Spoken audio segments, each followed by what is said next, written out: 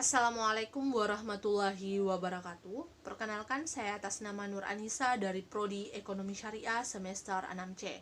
Pada kesempatan kali ini saya akan memaparkan materi mengenai perekonomian internasional, yang di dalamnya saya akan membahas 10 tema, yakni tema pertama kita akan membahas mengenai hubungan bilateral, kedua kita akan membahas mengenai kurs, ketiga kita akan membahas mengenai ekspor impor, tarif pajak dumping, keempat kita akan membahas strategi obor alias One Belt One Road. Lalu yang kelima, Indonesia dalam pandangan perdagangan internasional. Yang keenam, kita akan membahas mengenai TKI dan devisa negara. Ketujuh, kita membahas IMF, World Bank, APEC, ASEAN, Uni Eropa, dan Liga Arab. Lalu kedelapan, kita akan membahas mengenai saham-saham internasional. Dan kesembilan, kita akan membahas mengenai kebijakan luar negeri. Terakhir, kita akan membahas mengenai OPEC. Nah, untuk itu, materi pertama yang akan saya ulas adalah hubungan bilateral. Manusia tidak bisa hidup mandiri tanpa ada campur tangan dari manusia lain. Setiap manusia pasti akan hidup bermasyarakat, meskipun hanya dengan beberapa orang saja. Maka dari itulah, pilihan untuk hidup bermasyarakat pun tidak bisa ditolak. Selain individu, yang bisa hidup bermasyarakat adalah negara. Negara juga akan hidup bermasyarakat dengan negara lain. Suatu negara mustahil akan bisa menghidupi rakyatnya tanpa ada campur tangan dari negara lain. Ada banyak kebutuhan yang tidak bisa dicukupi oleh suatu negara dan harus mengimpor dari negara lain.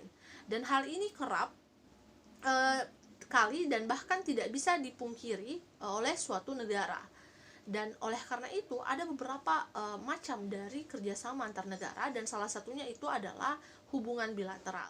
Hubungan bilateral ini merupakan kegiatan yang saling menguntungkan yang dilakukan oleh dua negara. Kemitraan strategis menjadi pilihan baru dalam menjalin hubungan bilateral di era seperti saat ini. Kesamaan tujuan strategis mendorong intensitas hubungan yang mendalam. Hal inilah yang mendorong implementasi kerjasama jangka panjang. Jadi pertanyaan adalah, mengapa negara menjalin hubungan bilateral? Beberapa pendekatan akademik dalam studi hubungan internasional memiliki argumentasinya masing-masing mengenai faktor dibalik kerjasama bilateral. Ada beberapa. Yang pertama adalah realis, mengemukakan argumen dasar mengenai dunia internasional yang anarki. Anggapan realis bahwa kekuatan militer adalah satu-satunya cara mencapai keamanan, menjadikan negara-negara bekerja sama untuk menyalurkan kekuatan serta menyeimbangkan ancaman dari luar negara semata-mata untuk memenuhi kepentingan keamanannya. Singkatnya ini, negara-negara bekerja sama untuk memenuhi keamanannya masing-masing. Pendekatan akademik kedua yaitu asumsi dasar liberal mengenai demokrasi dan interdependensi menyokong peningkatan kebebasan individu dan kesejahteraan. Dalam hubungan bilateral, capaian utama yang diinginkan suatu negara adalah kesejahteraan. Interdependensi dalam hubungan dagang yang dilakukan oleh negara adalah cara mencapai integrasi dan menghindari konflik. Liberal institusional berargumen bahwa negara berkumpul dan membentuk institusi untuk memudahkan mereka dalam mencapai kepentingan umum, utamanya adalah pemenuhan kepentingan ekonomi. Di sisi lain, konstruktivisme mengemukakan pentingnya faktor-faktor non-material seperti ide, norma, dan identitas sebagai kunci analisis. Konstruktivis berpendapat bahwa kepentingan nasional merupakan sebuah konstruksi yang dibuat negara. Konstruktivis menggunakan identitas sebagai argumen utama dalam melihat kerjasama antar negara, di mana negara bekerja sama untuk menciptakan identitas kolektif. Menciptakan identitas kolektif merupakan latar belakang sekaligus faktor penting dalam keberlangsungan kerjasama antar negara. Kesamaan identitas dapat dikatakan sebagai fondasi utama bagi negara untuk mencapai tujuan bersama. Nah, dari ketiga teori tersebut yang telah saya kemukakan tadi telah berhasil menggambarkan hubungan bilateral melalui berbagai sisi yang berbeda. Mungkin itu sedikit penjelasan saya mengenai hubungan bilateral. Kemudian saya akan menjelaskan tema kedua, yakni mengenai materi kurs. Kata kurs mungkin bukan istilah yang asing lagi bagi kita, namun dalam penerapannya masih banyak yang belum mengetahui pengertian kurs dan pengaruhnya dalam ekonomi bisnis. Nah, untuk itu, terlebih dahulu teman-teman perlu tahu bahwa apa sih itu kurs. Jadi kurs ini sendiri yakni nilai atau harga mata uang sebuah negara yang diukur atau dinyatakan dalam mata uang negara lain. Nah, definisi kurs selain dari itu yakni juga dapat diartikan sebagai sebuah perjanjian yang dikenal dengan nilai tukar mata uang terhadap pembayaran saat sekarang atau di masa depan antara dua mata uang negara yang berbeda. Jenis-jenis kurs itu ada 3. Yang pertama adalah kurs jual, di mana kurs jual ini bank atau pedagang falas akan membeli valuta asing, termasuk misalnya kita juga ingin menukarkan falas untuk ditukar dengan mata uang negara kita. Kemudian kurs beli, yaitu bank atau pedagang falas membeli valuta asing. Contohnya misalnya kita mempunyai mata uang rupiah untuk kita tukarkan ke mata uang asing, itu adalah kurs beli. Lalu jenis yang ketiga adalah kurs tengah, yaitu istilah yang digunakan untuk gabungan antara kurs jual dan beli. Jadi kurs jual ini ditambah dengan kurs beli, kemudian kita bagikan 2. Itulah tadi penjelasan mengenai jenis-jenis dari kurs itu sendiri. Nah, selanjutnya saya akan membahas mengenai faktor yang mempengaruhi nilai kurs. Jadi ada beberapa faktor yang mempengaruhi nilai kurs itu sendiri. Yang pertama adalah kebijakan pemerintah, di mana berbagai kebijakan yang dibuat oleh pemerintah suatu negara akan berpengaruh pada nilai tukar mata uang di negara tersebut. Kebijakan tersebut berfungsi sebagai kontrol untuk menghindari berbagai hambatan terhadap nilai tukar valuta asing, kemudian menghindari berbagai hambatan terhadap perdagangan internasional, dan yang terakhir, upaya intervensi dalam pasar uang dengan cara jual beli mata uang. Intervensi pasar ini dilakukan biasanya dengan alasan memudahkan perubahan nilai tukar mata uang domestik. Nah, kemudian yang ketiga ini adalah perbedaan tingkat suku bunga. Nah, tingkat suku bunga akan mempengaruhi operasi pasar valuta asing dan pasar uang ketika terjadi aktivitas transaksi. Maka, bank akan mempertimbangkan perbedaan suku bunga di pasar modal nasional dan global dengan pandangan yang berasal dari keuntungan. Kemudian yang keempat adalah aktivitas neraca pembayaran. Nilai tukar mata uang juga dipengaruhi oleh neraca pembayaran. Nah, neraca pembayaran aktif akan meningkatkan nilai mata uang domestik dengan meningkatnya jumlah debitur asing. Lalu yang kelima, yakni tingkat pendapatan relatif. Nah, laju pertumbuhan pendapatan terhadap harga-harga luar negeri merupakan faktor yang mempengaruhi penawaran dan permintaan dalam pasar valuta asing. Kurs mata uang asing akan melemah ketika laju pertumbuhan pendapatan domestik membaik. Lalu yang terakhir adalah ekspektasi. Nah, ekspektasi nilai tukar mata uang suatu negara di masa depan juga akan menjadi faktor yang mempengaruhi nilai tukar valuta asing. Seperti halnya pasar keuangan lainnya, pasar falas dan akan bereaksi cepat terhadap berbagai berita yang dianggap berdampak pada masa depan. Nah, itulah tadi beberapa faktor yang mempengaruhi nilai tukar kurs atau mata uang asing. Jadi untuk selanjutnya, tema ketiga, saya akan membahas mengenai ekspor impor terkait tentang pajak, tarif, dan dumping. Nah, teman-teman pasti sudah ketahui apa sih itu ekspor dan impor. Jadi langsung saja saya menjelaskan mengenai tujuan ekspor dan impor itu sendiri. Nah, tujuan dari ekspor dan impor yaitu untuk membuka pasar baru di luar negeri, memperoleh laba berupa devisa, untuk memperoleh harga jual yang tinggi, kebutuhan masyarakat importer terpenuhi. Nah, di sini tarif itu adalah salah satu kebijakan pemerintah dalam mengatasi perdagangan dalam negeri dan merupakan salah satu devisa negara. Nah, tarif ini ada 2 macam, yaitu tarif ekspor dan impor. Tarif dalam ekspor dan impor merupakan pungutan yang diberikan untuk semua barang-barang yang melewati batas negara, baik itu barang yang masuk maupun keluar. selanjutnya mengenai pajak ekspor dan impor. Nah, pajak ekspor merupakan pajak yang dikenakan pemerintah untuk kegiatan ekspor. Objek dari pajak ini adalah BKP barang kena pajak dan JKP yaitu jasa kena pajak. Pada umumnya, pajak ini hanya menyasar JKP dan beberapa PKP saja. Nah, sedangkan untuk pajak impor itu adalah pajak yang dipungut yang dikenakan terhadap importer di luar bea masuk dan cukai. Jadi ini memang dikenakan untuk para importer. Terakhir yakni dumping. Dumping adalah penjualan barang secara besar-besaran di daerah pemasaran lain. Nah, biasanya di luar negeri dengan harga lebih rendah jika dibandingkan dengan harga penjualan di dalam negeri. Tujuan dari dumping sendiri adalah untuk bisa masuk dalam menguasai pasar internasional, atau cara ini dilakukan oleh para produsen yang ingin mempertahankan produksi produk-produk yang kurang laku di pasaran dalam negeri.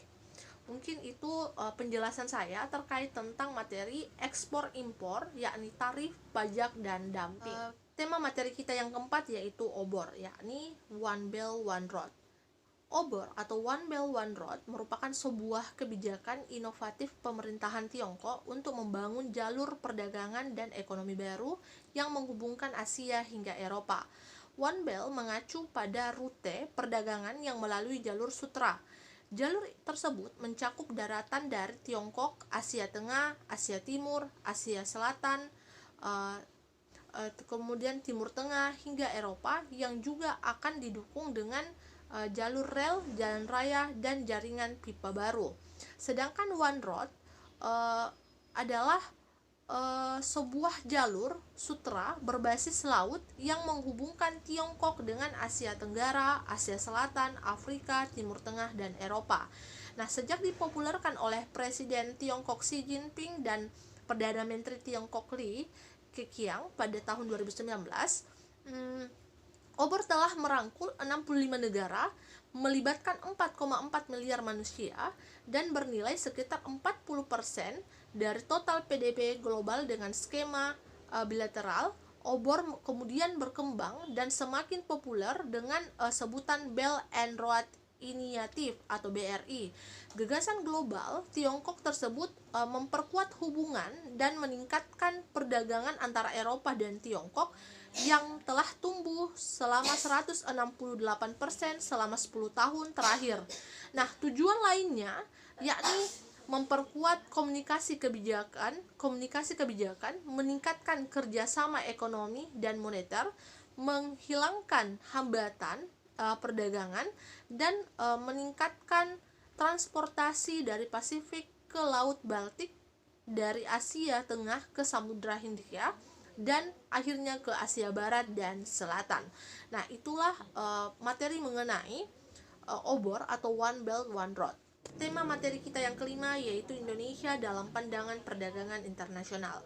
Nah, perdagangan dalam negeri dikendalikan oleh perdagangan internasional yang menjadikan perdagangan dalam ini bertransformasi atau berubah menjadi perdagangan global, yang mana seluruh dunia menjadi pasar global. Dalam hal ini, globalisasi berarti bahwa arus modal, barang dan jasa, serta orang dan teknologi menyebar di seluruh dunia.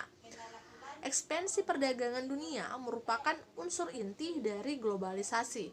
Nah, perdagangan internasional sebagai akibat dari globalisasi kini semakin menjadi pusat perhatian dunia. Nah, Indonesia melalui keanggotaannya di WTO diharapkan dapat mendorong tatanan perdagangan internasional menjadi lebih baik lagi, sehingga juga dapat meningkatkan nilai tambah ekonomi dari perdagangan internasional, membawa manfaat yang besar bagi pertumbuhan ekonomi bangsa serta peningkatan kesejahteraan rakyatnya. Itu materi mengenai tema kelima, yakni Indonesia dalam pandangan perdagangan internasional. Untuk kali ini kita akan membahas tema keenam, yaitu peran TKI sebagai penghasil devisa negara. TKI atau Tenaga Kerja Indonesia adalah sebutan bagi warga negara Indonesia yang bekerja di luar negeri dalam hubungan kerja untuk jangka waktu tertentu dengan menerima upah. Namun, istilah TKI seringkali dikonotasikan dengan pekerja kasar karena TKI sejatinya memang adalah kumpulan tenaga kerja unskilled yang merupakan program pemerintah untuk menekan angka pengangguran. Salah satu ditujukan untuk mengurangi jumlah pengangguran dalam negeri. TKI juga dianggap sebagai salah satu sumber pendapatan devisa negara. Maka dari itu sering disebut sebagai pahlawan devisa karena menambah mata uang asing di kas negara. Karena umumnya TKI akan mengirimkan sebagian dari penghasilan mereka ke tanah air untuk keluarganya. Ada yang mengirimkan untuk membantu keluarga mereka, ada juga yang memang mengalokasikan uang tersebut untuk tabungan mereka ketika kembali ke tanah air. Nah, ketika TKI mengirimkan uang ke tanah air, terjadi sumbangan devisa negara karena para TKI ini harus membeli rupiah dengan menggunakan mata uang tersebut atau mata uang asing tersebut. Nah, semakin banyaknya mata uang asing yang dikeluarkan untuk sejumlah rupiah akan berakibat pada dua hal. Yang pertama adalah bertambahnya simpanan uang asing yang menjadi sumber devisa. Kemudian yang kedua, kebutuhan terhadap rupiah meningkat dan sesuai hukum supply and demand, maka nilai mata uang rupiah akan menguat dibandingkan mata uang asing. Semakin banyak TKI yang menghasilkan upah dan mengirimkannya ke Indonesia, semakin besar juga kontribusi mereka terhadap naiknya devisa negara. Semakin besarnya juga pertumbuhan devisa negara, maka akan berimbas pada tingginya tingkat pertumbuhan ekonomi Indonesia. Tema ketujuh, saya akan membahas mengenai badan-badan kerjasama ekonomi internasional. Nah, kerjasama internasional merupakan perwujudan dari hubungan-hubungan yang berpijak pada kepentingan nasional. Kerjasama internasional bentuknya bermacam-macam, mulai dari kerjasama ekonomi, perdagangan, dan lain-lain.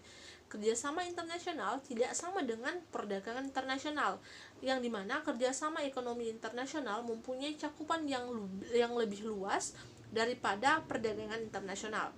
Nah, salah satu bentuk badan-badan kerjasama ekonomi internasional yaitu yang pertama ada IMF atau International Monetary Fund, adalah lembaga Bretton Woods yang didirikan pada tahun 1994 yang berpusat di Amerika Serikat. Tujuan IMF ini memberikan bantuan keuangan dan bekerja dengan pemerintah untuk memastikan pengeluaran negara yang dapat dipertanggungjawabkan. Selanjutnya yang kedua ada World Bank, adalah organisasi global yang bekerja untuk memberikan pinjaman kepada negara-negara berkembang untuk membantu mereka menghilangkan kemiskinan. Sama dengan IMF tadi, World Bank dibentuk pada konferensi Bretton Woods yang diadakan di Washington. Lalu yang ketiga yakni ASEAN, adalah organisasi kawasan yang mewadahi kerjasama antar negara di Asia Tenggara sejak tahun 1967. Nah, ASEAN ini bertujuan untuk menciptakan pemeliharaan dan peningkatan perdamaian, keamanan, ketahanan, dan kawasan bebas senjata nuklir dan senjata pemusnah massal. Selain itu, ASEAN juga menciptakan kerjasama di bidang perdagangan, penanaman modal, ketenagakerjaan, pengentasan masyarakat dari kemiskinan, dan pengurangan kesenjangan pembangunan di kawasan. Kemudian badan-badan usaha kerjasama internasional, ekonomi internasional yang keempat yaitu APEC. Nah, APEC ini adalah Asia Pacific Economic Cooperation atau kerjasama ekonomi Asia Pasifik. APEC ini didirikan pada tahun 1989, bertujuan untuk meningkatkan pertumbuhan ekonomi dan mempererat komunitas negara yang ada di Asia Pasifik. Asia Pacific Economic Cooperation. Lalu yang kelima yaitu Uni Eropa. Uni Eropa ini adalah organisasi kerjasama regional di bidang ekonomi dan politik di negara-negara Eropa. Juga selain itu juga merupakan organisasi antar pemerintahan dan supranasional yang beranggotakan negara-negara Eropa. Tujuan utama dari pembentukan Uni Eropa ini yaitu salah satunya terjadinya kerjasama antar negara anggota di bidang ekonomi yang fokus terhadap keluasan gerak sumber produksi manusia atau sumber tenaga kerja, hasil produksi dan jasa tanpa tarif atau minimal dugaan keseragaman tarif yang rendah. Dan yang terakhir adalah Liga Arab. Nah, Liga Arab ini dibentuk untuk mendorong pertumbuhan ekonomi kawasan Arab. Selain itu, guna menyelesaikan perselisihan di antara para anggotanya dan mengkoordinasikan tujuan-tujuan politik. Selanjutnya, tema yang akan kita bahas yakni tema ke-8, yaitu saham-saham internasional. Di mana saham-saham internasional ini ada beberapa. Yang pertama adalah indeks harga saham gabungan. Nah, indeks harga saham gabungan pertama kali diperkenalkan pada tanggal 1 April tahun 1983, tapi hari dasar perhitungan indeks harga saham gabungan itu adalah tanggal 10 Agustus tahun 1982 dengan nilai 100. Indeks harga saham mempunyai 3 manfaat utama, yaitu sebagai penanda arah pasar, pengukur tingkat keuntungan, dan tolak ukur kinerja portofolio. Kemudian yang kedua yaitu New York Stock Exchange atau NYSE atau Bursa Efek New York merupakan bursa efek tertua di Amerika Serikat sekaligus menjadi bursa tradisional terbesar di dunia. Perdagangan di lantai bursa dilakukan dengan sistem lelang ganda, ditangani oleh pialang yang mewakili pembeli dan penjual dan oleh spesialis satu untuk setiap efek yang terdaftar. Kemudian yang ketiga yaitu HSBC atau HSBC adalah salah satu organisasi perbankan dan layanan keuangan internasional terbesar di dunia dengan kantor-kantor cabangnya di pasar yang mapan dan berkembang di pesat sebagai pelopor perbankan di modern terutama di negara-negara Asia. Kemudian yang keempat yaitu KLSE, dahulu dikenal sebagai Bursa Saham Kuala Lumpur atau Kuala Lumpur Stock Exchange, adalah sebuah perusahaan induk bursa yang memberikan layanan berbeda yang berkaitan dengan perdagangan derivatif dan sekuritas dan lain-lain. Kemudian yang kelima ada indeks Dow Jones, merupakan indeks tertua dan indeks yang paling dikenal. Indeks ini pertama kali diperkenalkan oleh para editor dari harian The Wall Street Journal yang induk perusahaannya adalah Dow Jones and Co. Adalah beberapa kriteria agar sebuah saham dapat masuk menjadi konstituen atau penghuni indeks Dow Jones. Di antaranya adalah perusahaan tersebut haruslah merupakan perusahaan yang sangat besar dan merupakan pemimpin pasar pada industrinya. Itu penjelasan mengenai materi kita yang ke-8, yakni badan saham-saham internasional. Selanjutnya saya akan membahas tema ke-9, yakni kebijakan luar negeri. Nah, kebijakan luar negeri suatu negara yang juga disebut dengan kebijakan hubungan internasional adalah serangkaian sasaran yang menjelaskan bagaimana suatu negara berinteraksi dengan negara lain di bidang ekonomi, politik, sosial, dan militer, serta dalam tingkatan yang lebih rendah juga mengenai bagaimana negara berinteraksi dengan organisasi-organisasi non-negara. Interaksi tersebut dievaluasi dan dimonitor dalam usaha untuk memaksimalkan berbagai manfaat yang dapat diperoleh dari kerjasama multilateral internasional. Nah, kebijakan luar negeri dirancang untuk membantu melindungi kepentingan nasional, keamanan nasional, tujuan ideologis, dan kemakmuran ekonomi suatu negara. Dan hal ini juga dapat terjadi sebagai hasil dari kerjasama secara damai dengan bangsa lain atau melalui eksploitasi. Biasanya, tugas menciptakan kebijakan luar negeri adalah wewenang kepala pemerintah dan menteri luar negeri atau jabatan yang setara. Di beberapa negara, lembaga legislatif juga memiliki hak pengawasan yang cukup terdapat pengecualian, misalnya kayak di Perancis dan Finlandia, di mana kepala negara adalah bertanggung jawab atas kebijakan luar negeri. Sementara kepala pemerintahan bertanggung jawab terutama pada hal yang berkaitan dengan kebijakan internal. Sedangkan di Indonesia dan juga di Amerika, kepala negara yaitu presiden juga berfungsi sebagai kepala pemerintahan. Nah, itulah materi mengenai tema kita yang ke-8, yakni kebijakan luar negeri. Dan materi terakhir kita yakni tema ke-10, membahas mengenai OPEC. Nah, OPEC ini merupakan sebuah organisasi negara-negara pengekspor minyak bumi. Ialah suatu organisasi yang bertujuan untuk menegosiasi masalah-masalah terkait produksi, harga, serta hak konsesi minyak bumi dengan perusahaan-perusahaan minyak. Adapun prinsip dari OPEC ini diantaranya adalah untuk mengatur harga minyak dunia, kemudian mengawasi harga minyak dunia, lalu yang ketiga sebagai arena persaingan niaga, terutama itu dalam bidang perminyakan.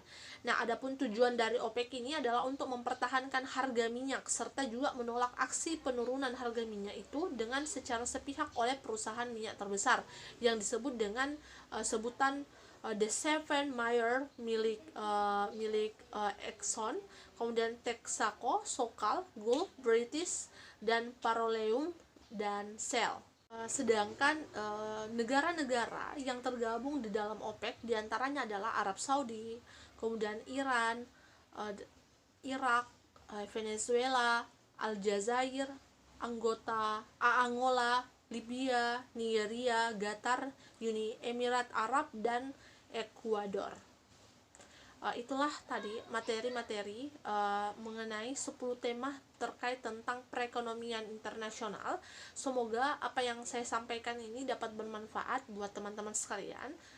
Sekian dari saya. Wassalamualaikum warahmatullahi wabarakatuh.